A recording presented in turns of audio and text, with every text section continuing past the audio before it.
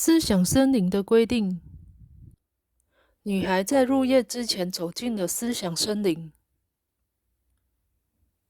她从很久以前就听说过这里，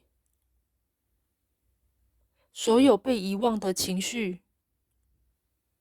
被抛弃的灵感，还历历在目的回忆，都会茁长成绵延的灵印。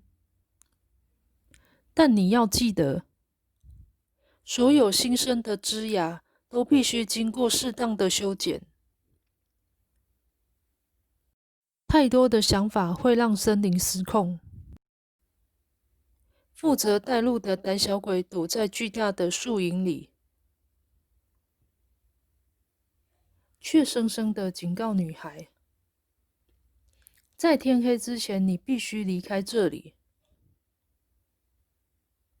不要为了那些你已经放弃的事物而停下脚步。掉落的枝芽们也在他的身后咆哮。离开森林之前，千万千万不要回头。他一路奔跑，但黑夜追得很快，心急地吞没了整座森林。